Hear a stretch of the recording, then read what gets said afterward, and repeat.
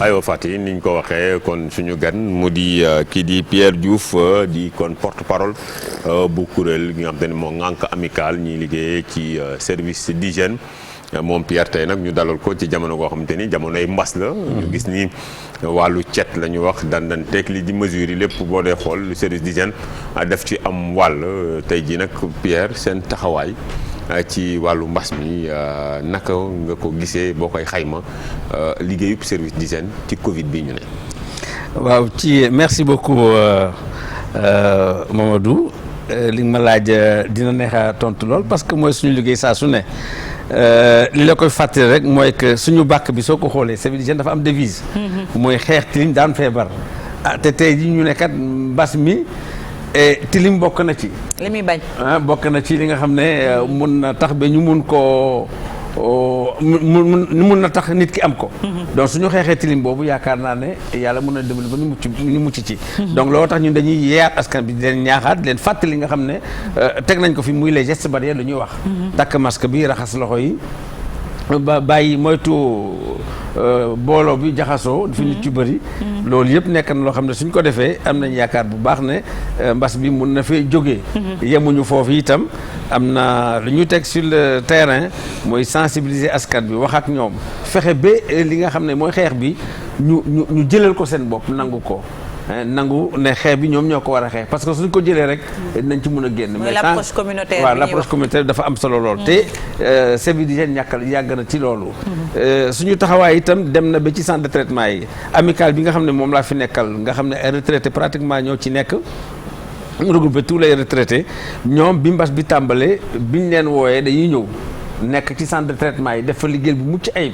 dem ba personnel de santé bi nga xam ne ñoo doon traité et yàlla dimbali leen ba contamination bi wàññee ko foofu mu nekk liggéey bu rafet boo xam ne ñoom def nañ ko fa kon nag lu mel ni su amee seen patriotisme bëgg seen réew bien vrai que nekk dem nañu à la retraite mais wane nañu seen njàmbaarte ak seen xarañte pour dimbali askan bi ci xeex bi nga xam ne xeexu ñëpp la waaw Pierre ñi ngi rafetlu si yéen normalement ay retraité ngeen heure bi waroon na nekk ngeen noppalu mais pandémie bi moo leen indiwaat ci xeex bi est-ce que li ngeen doon def ci centre de traitement épidémique yi est-ce que am ngeen ci ay ndàmpaay est-ce que ñi ngi leen di motiver ci taxawaay boobu ngeen di taxawu nit ñi pour voilà liggéey bi ngeen di liggéey. Pierre a ngi reetaan de. Mor Talla ci laaju Mor bi. waaw sa laaj bi am na solo lool. solo de parce que bi pandémie bi jógee xam ngeen li xew ci réew mi. nguur gi dafa génne koppar ju takku. ne dañ koy duggal ci xeex bi. looloo taxoon suñu gars yi bi ñu demee ci centre de traitement yi dañoo amoon ay contrat yi ñu amoon nag yàlla def na jeex na mais ndàmpaay bi ñu waxante woon ak ñoom fay nañ ko vraiment jox nañ leen ko xëy na am na lu des mais loolu terewul. ñu wane toujours suñu engagement pour jàpp ci liggéey bi. ci kaw loolu sax bind nañu benn bataaxal. jox ko ministre de la santé jox ko le directeur du SNEIPS. pour nga xam ne ñun pare nañu. pour jàppaat ci xeex bi. nga xam ne ñu ngi koy xeex pour jëlee fi mbas mi. ñu wax itam ci leneen xam nga dañu daan gis bu ñu nekkee gën a nekk tout temps service d'hygiène. ñu daan ñëw périodiquement. ci gox yi di ñëw ci kër yi di pompe mais loolu dafa dem ba mujj ak gisatuñu ko woon. ci yenn quartier yi peut-être wala ci yenn gox yi parce que fi ñu dëkk lañ mën a wax en tout cas fi ñu nekk ñun li ñu daan gis bi ñu gën a nekk xale gisatuñu ko lan moo waral lu mel noonu et puis est-ce que ma brossala waale leneen di est-ce que mbas mi warul tax loolu ñëwaat ci yoon mbas mi war na tax ba loolu ñëwaat mais lan moo tax gisatuñu ko woon gisatuñ ko woon dina xaw a metti parce que am na dëkk yoo xam ne ñu ngi fay dem ba léegi parce que service d'hygiène fi mu nekk ni teew na ci toutes les régions du Sénégal dans les départements dans les villages les plus reculés service d'hygiène teew na fa alors mais problème bi ñu am rek mooy lenn bi ngeen invité bu yàggul suñu colonel bi Maodo Malick ñoo na wax nen la service d'hygiène dafa manqué effectif wax na dëgg effectif bi moo tuuti ba ni nga xam ne moom lañ ko doon defee bu njëkk day daal di jafe donc ci kaw loolu promettre na leen recrutement bu am solo pour ñu mën a corriger looloo tax ñun ñi nga xam ne dañuy dem retraite ñu ñëwaat ne ñun pare nañu pour jàppale vraiment xeex bu ñu ko liggéey boobu nga xam ne service d'hygiène mu ngi ko doon def pare nañu nag mais du càgg ne ñun ñooy demal suñu bopp il faut ñu jox ñu autorisation nañu d'accord kaay leen dugal seen loxo ci xeex bi ni ñu ko defee bi ñu demee ci centre de traitement yi beneen bi suñu seetaatee loolu nga xam ne yaa ngi koy wax muy li tax service d'hygiène gisatuñ ko ci kër yi xam nga service d'hygiène dañuy dem tubaab bee ko fi taxaloon. tubaab bi def ko defoon pour aar boppam parce que xam na ne ñoom mënuñoo am wërgu yaram tant que ni ñu nekkal amuñu wërgu yaram. donc ñu taxawal service d'hygiène. nekk fa dooleel ko fulaal ko faydaal ko. ñu liggéey ak ñoom bi ñu demee nag.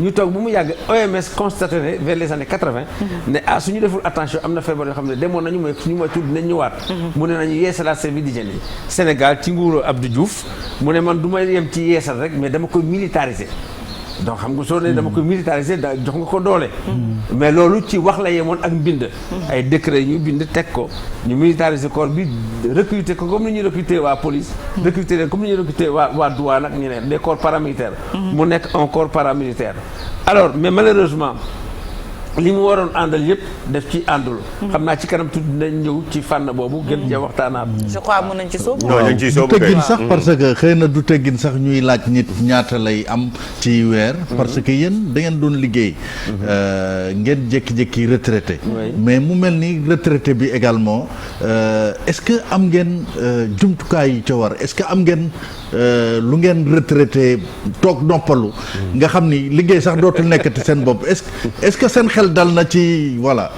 bon ñun dañu gëm yàlla. dañu gëm yàlla bu baax a baax te di doxee discipline militaire parce que ñun ay militaire la ñu woon. donc ku wax militaire nga xam ne am na loo xam ne. service waaw service am na civisme boo xam ne dafa war a nekk ci yow. donc ñu am retenue. am discipline boo xam ne dañuy may ñu suñuy def suñuy revendication sax. dañ koy def dans la négociation.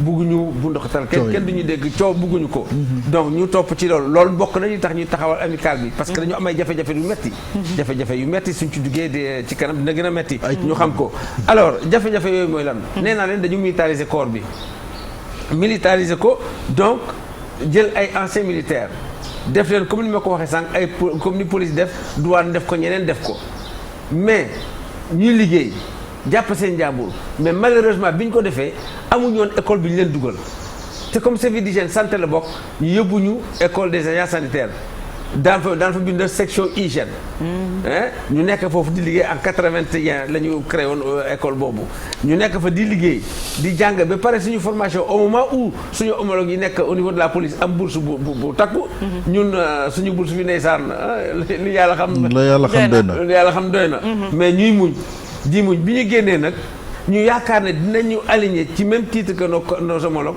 defuñu ko mais ñu aligner ci indice yu agent sanitaire indice boo xam ne c'est 427 xam nga loolu metti na au moment où ñu waroon ñu aligner ci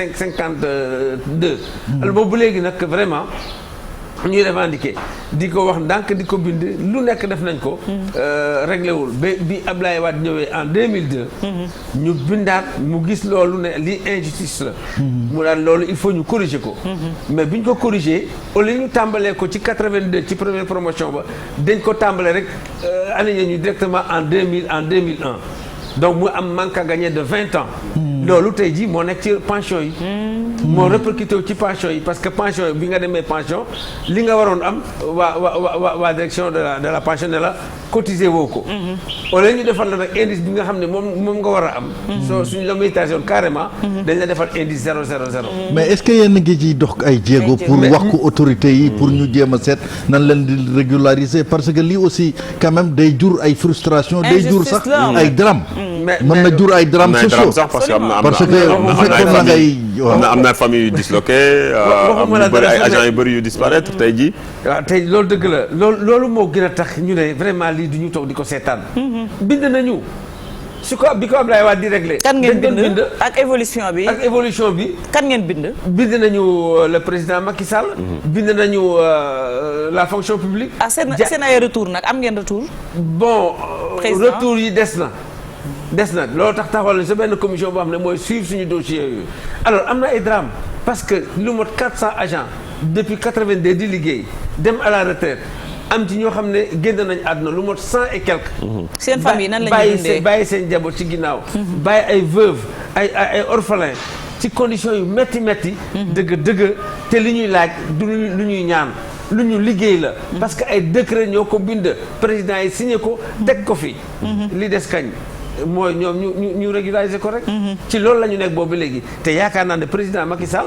jot na suñu bataaxal. te yaakaar nañ ne dina ci def dara parce que lii injustice bi lu ñu war a corriger nu mu gën a gaawee. injustice xayma bi toll ci ñaata koppar maanaam boo dee xool. préjudice bi bëri na parce que bi ñu defee suñu xayma mot na ci 4 milliards mais suñu waxantee dëgg 4 milliards du dara pour un état. c'est une volonté politique qui est là.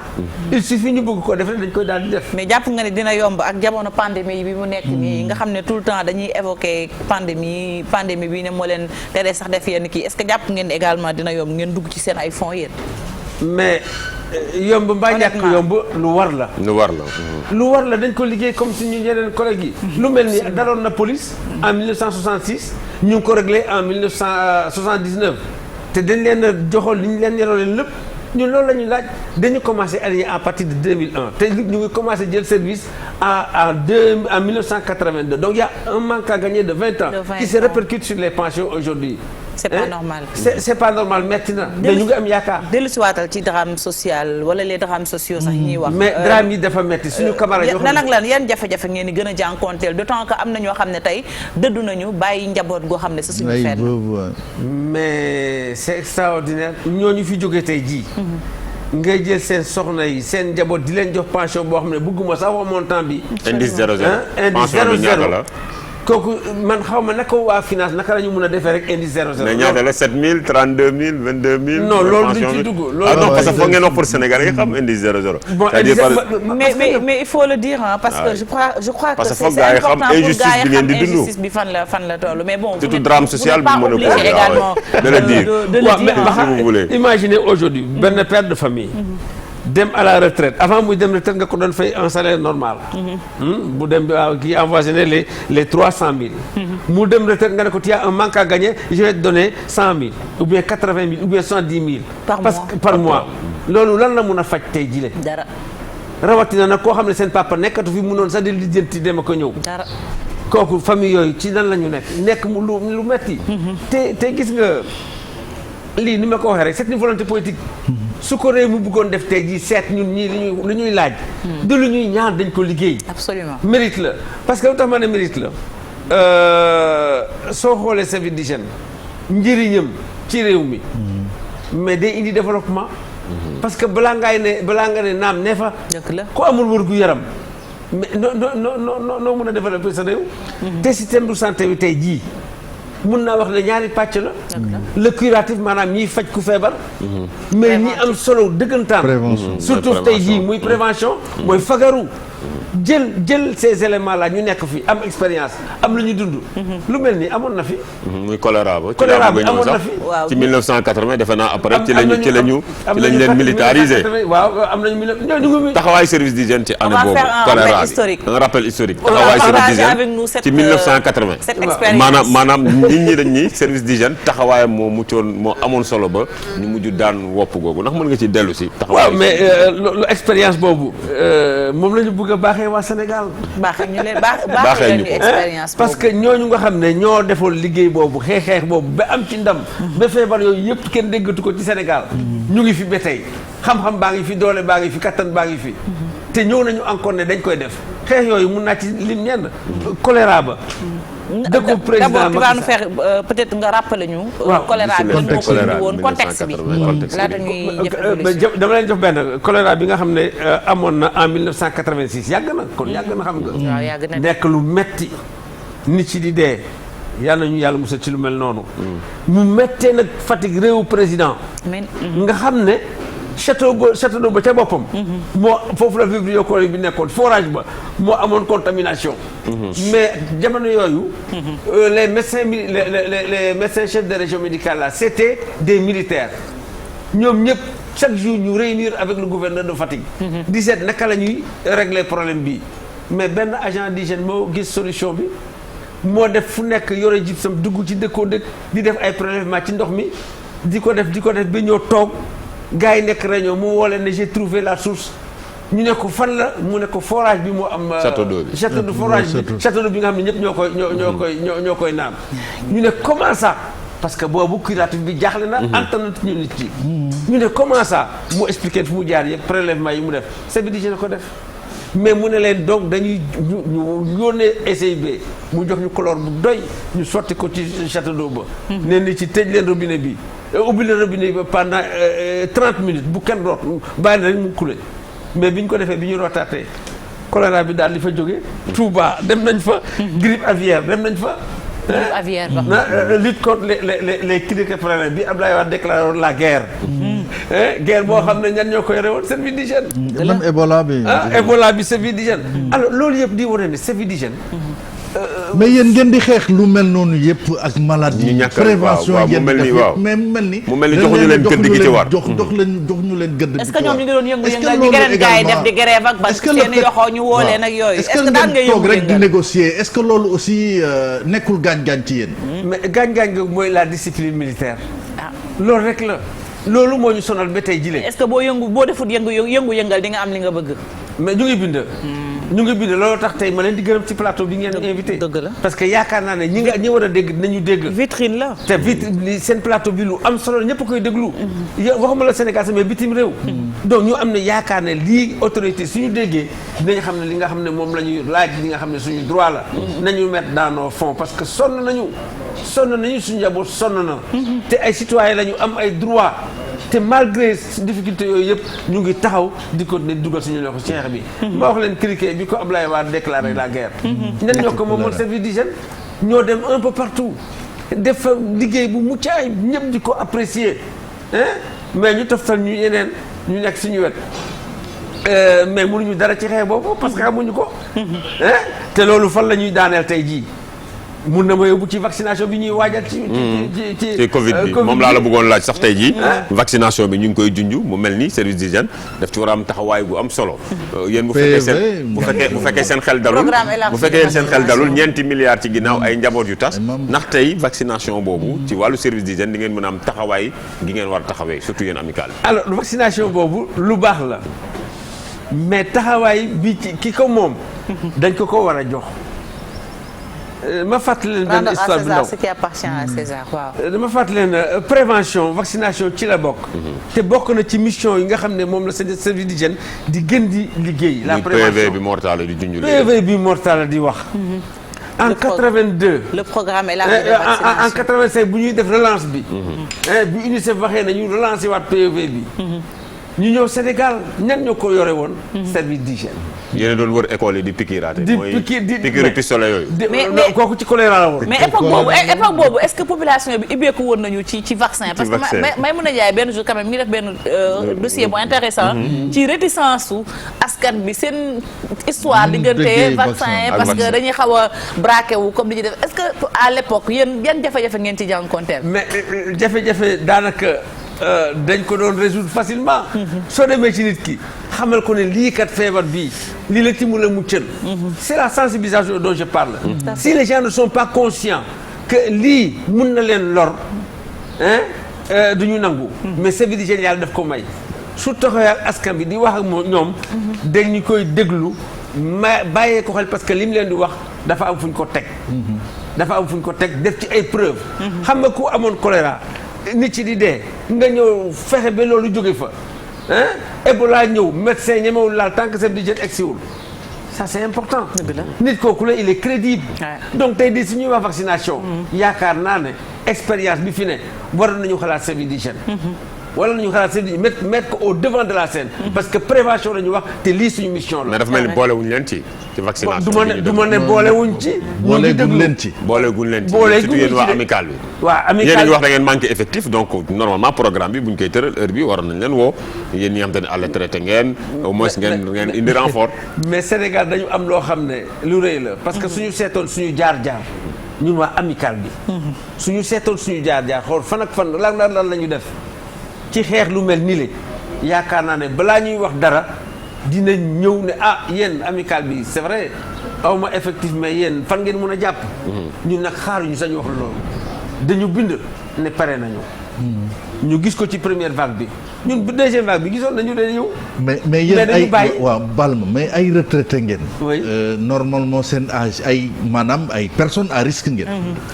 boo leen di liggéey ci centre de traitement yi ay personnes à risque ngeen parce que am ngeen juróom benn fukk ak lu teg est-ce que ba ngeen di liggéey ci centre de traitement yi amoon na seen yenn agents yi ngeen xam ni seen amical bi la ñu bokk dañoo am feebar bi par exemple. mais ñu ngi sant yàlla c'est parce que loolu laa leen wax c'est des professionnels xam nañ liggéey bi ma ne médecin du dugg tant que suñu agents yi dugguñu malgré âge bi ñu am te dañ ko def yàlla ñu liggéey ko ba mu jeex takk contamination bi doon am ci personnel de santé bi daal di dagg te suñu gars yi kenn amul ci virus bi donc ça veut dire qu'ils savent ce qu'ils font c'est des professionnels ces gens-là duñ leen bàyyi en rade jël leen soo buggee xeex bi jël leen soo buggee xeex bi gagné ko parce que am nañu lu ñu dund ak population bi ces gens-là ont vécu seen vécu mu ngi nii wax naa ko fii lu nekk dañ nañ ko ci Sénégal ci maanaam prévention bi ñu demee les Mauritanie Sénégal bi ñu amee jafe-jafe donc ñan ñoo taxawaloon Sénégal service d'hygiène ñoo accompagner les réfugiés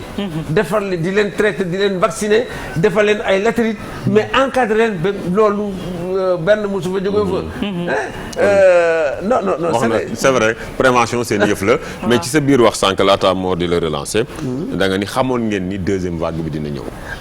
Mais c'est évident lu tax nga xamoon ni deuxième vague bi dina ñëw. parce que li nga xam ne moom la ñu digle woon moom la ñu waxoon dans les mesures barrières. nit ci dañ ko bàyyi. il fallait une sensibilisation soutenue continue je veux dire. nit ci continuer xam parce que feebar bi du lu ñu bett. bi mu le premier cas bi ñu ko amee en mars 2020. mais boobu yëngatu na ci yeneen réew yi. di ñëw waroon nañ jël suñu motuwaay. mais motuwaay yi ñuy jëloon du ma ne baaxul baax na mais waroon nañu xalaat ñooñu bi ñu amee deuxième vague rek nañu xalaat nañu deuxième vague dina ñëw te suñu capacité en tout cas suñu structure sanitaire yi am na loo xam ne mënuñu ko supporter. mais seen taxawaay waruloon fekk bi déjà bi ngay yëgee ni deuxième vague bi dina ñëw service d'hygiène am taxawaay gu mucc ayib boo xam te ni ci désinfecter espace yi. ñu sentir ni yéen daal taxaw ngeen yëngu jug ngeen surtout yéen amical bi. ànd ak ñi nga xam te ni ñoo actif ngeen bokk xeex li nga xam te ni moo di deuxième vague bi. d'accord loolu def nañ ko. mais dafa doyul daal dafa néew foofu sax ñu ngi gërëm le président vraiment Macky Sall parce que dafa mel ni lii la gisoon ba jox service d'hygiène dotation bu mu mosta am. gis ngeen ko bu yàggul. mais gars ñi ne nañ décor kese la woon ah. dañ doon dem woote reportage def décor seen oto yi parce que réellement amuñu woon matière bi nga xam te ni ñoo mënoon désinfecter. mais xam nga loolu la ñuy wax. mais service d'hygiène du dem sur le terrain ñu jox ko ndox rek ne defal décor non jamais on fera pas ça. dañuy liggéey dëggantaan. soo xoolee li ku mel ni Thiam Faye def au niveau de Rufisque liggéey bu rafet la. te ñun yàgg nañu liggéey ci lu mel noonu inondation yi fii lañ ko dóor. alors du décor donc président Macky Sall def na loolu ci matériel bi mais matériel bu toll noonu soo ko joxee ay nit war na am motivation ci ginnaaw. motivation mooy lan mooy lii nga xam ne ñu ngi koy réclamer ñu moom ko. na fexe ba ñu jot ci. motivation bi mooy lan ku wax service d'hygiène nga wax bâtiment bi nekk Sandaga mais un service national nga koy luweel des maisons conventionnées une direction. est-ce que loolu motivé na personnel. dañu waroon am li ñuy wax école de formation. comme ni ko police amee. douane amee ko noonu. service d'hygiène am école de formation. mais fépp fu ñu nekk dañuy loué. suñu bâtiment bi nañu fay ngir yàlla delloo ñu ko matériel bu toll noonu. pour sécurité dugal ko ci fu wóor. waaw donc ça c'est important. ci 1000 milliards yi fonds Covid bi.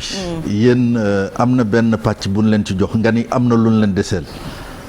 boo xam ñu nekkoon ci centre de traitement yi. waaw mais kan moo leen deseel ban ministère moo leen deseel. mais non xam nga ñun suñu liggéey ministère de la santé dañuy liggéeyal. donc nous ministère de la santé dafa am lu rëy. le bras armé du ministère de la santé c'est le service national de l'hygiène. kon ñooñu dañu war a nekk suñu partenaire surtout waa amical bi. nu ak ñun benn partenariat boo xam ne. lépp lu ñu wax ak ñoom ñu def ko respecter seen engagement parce que suñu gars yi bi ñu demee ci centre de traitement yi. ñu signé ay contrat liggéey contrat yi ba mu rafet. ñu gis fa résultat. mais suñu demee ba ca pay ba warul war a des dërëm su fekkee ne am na moyen. absolument kon nañ ci taxaw vraiment lii nañ ci taxaw parce que yàgg nañu subir. waa direction hygiène daal bi nekk ministère de la santé. ku leen wax na leen wax ñu fay leen seen xaalis loolu ngeen bëgg. waaw mais non même si ñu fay la ñu dañ ko ne xeex bi. parce que ay patriotes la ñu. mënuñu seetaan mais avec quel moyen aussi ay moyens ñooy indi moyens yi. patriote Non, na non, neex non, ba non. boo liggéeyee ñu fay la Absolument. aussi da nga Alors, liggéey c'est xam nga yéen important. aussi Ils ont fait des yéen efforts. xam nga gënoo leen patriote kenn waaw loolu dëgg mais la. da ngeen a liggéey waaw après dañ leen a war a fay C'est ça. mais fay boobu amagul da ngeen am na koy am wax na am na fay nañu dafa des rek. dafa Dafa des des. Waaw. mais est-ce que dafa jaadu warul woon des. na ñu leen di desal. dafa warul des ñu leen di parce que desee. loolu nit da nga koy fay avant ñaqam di fendi Fendi. loolu la ñu wax dëgg la de. loolu dëgg la mais Dëgg la c'est de. yaakaar nañ ne loolu yëpp dañ sur ko le terrain. régulariser dans un court délai yaakaar naa dinañ ko ay régulariser retraité yaakaar nañ ngeen bu ay baax a baax a baax. personnage à risque ngeen personnel à risque Oui, ngeen. nous sommes Donc, des personnes un peu âgées mais quand même mais ça se voit pas da ngay Ça gis se voit pas. Mais ça se man voit. waaw parce que su moom fi taxawee ne la man jël naa gisoo jóob bi nekk ci kër gi rek. c'est ça. gisoo jóob bi nekk ci voilà kër gi. foofu Grand dinaa ci Diop. ñëw tuuti. Ouais. parce que ñun en fait voilà moom damay sànq bi ñu nee retraité man bi ma ko gisee dama yaakaaroon ne moom dafa accompagner invité bi sànq ba léegi maa ngi koy xool pour xam ne ñoom dañu am maintien Hygiène de vie, mais aussi am hygiène de maintien. vie bu normal mais dañu gis également que agence service d'hygiène dañu leen di gis ci ay structure ñuy liggéey fii gis nañ ko fii ci Diop, télévision par bi muy Diop ñu koy nuyu bu baax a baax muy suñu collègue bu baax gis ko itam ci yeneen yooyu aussi dañuy faral di ko gis ngeen di ko def mais loolu dama ci bëgg bi ma ñëwee fekk fi Aliou Diop dama kontaan. parce que su ñëpp defoon noonu yaakaar naa ne bokk na ci li nga xam ne dina tax bi ñu daan bas mi rek. Aliou Diop dafi nekk di def traitement bi. nee na ma Pierre balaa gaa yi ngay si damay def traitement bi. donc ça sécurise et ça day tax nit ci am confiance. ci fi nga xam ne ñu ngi fay liggéey parce que bas mi kenn wóolootul kenn. mais suñu gisee ku mel ni Aliou Diop service d'hygiène. mu def liggéey bi mais dañuy sant suñu borom. donc may nuyu au passage d'ailleurs dëgg seen patron bi Youssou. di ko nuyu di ko remercier parce que. xam naa war na fàtte parce que bokkoon nañu classe Joal ma ak moom. donc bokk nañu classe Joal. ban classe la yàgg na CP lañu bokkoon. Modou dégaatal débat bi ci raay bi. donc vraiment ma ñëw fi fekk mu liggéey fu nu mel li ci Sénégal. da ñëpp ñu mel ni suñu defoon li ñu su def. non yaakaar naa ne. du ñu am yenn problème yi. parce que vraiment kontaan nañu ci jël bi mu jël. suñu naataango Aliou Diop franchement ça. da ngaa nar a nangu place Aliou Diop. place Aliou. non da koy renforcer si. da koy renforcer. Aliou feesal na place bi feesal na ko. mu ngi noonu mais tey mbas mi ñu soog nga xam ne deuxième vague ñuy wax ko troisième vague. tugal ñu ko jëm ci ay troisième confinement. mais tey jii yéen service d'hygiène ngeen foog ni ban taxawaay ak yan ci effort la leen état war a def ngir gën leen a dooleel seen xeex mën a gën a mucc ayib ñu jëm ci deuxième vague bi mën koo sax far. loolu yomb naa tontu te dama ciy bëgg lool parce que loolu moo bokk na ci li yëkkati amical bi. suñu taxawaay tey jii ci xeex mbas bi lan la laaj. wax ni ci convaincre leen ñu nangu ne feebar bi am na. parce que tant que nanguwuñu ne feebar bi am na. du xeex bi du jaar yoon. ba pare nag suñ ko nangoo. nga xamal leen naka la ñuy def ba mucc ci. naka la ñuy def ba mucc ci mesures barrières yi ngay jël. mais loolu comme ñun mënuñu nekk fu ne. bien vrai que am nañu suñu amical bu teew partout dans le Sénégal. mais leneen li mooy que ne ñun suñu demee sur le terrain am nañu expérience bi dañuy liggéey ak les kii. les acteurs communautaires. yàgg nañ ko ku mel ni un gars comme Pape Samoy Mbaye. nga dem à Tambacounda kooku ñaata émission lay def par jour. dugg ci mbirum prévention. absolument ñu mel noonu bëri nañ ci. si Sarr à Diourbel. man mii def naa lu mel noonu à Thiadiaye. donc tey jii ñooñu soo leen jëlee. ñu jël les acteurs communautaires maanaam les relais. jël les comités de santé parce que comité de santé dañu war a dugal seen loxo ci xeex mi. ñoom ñëpp ñu ànd ku nekk fi nga toll.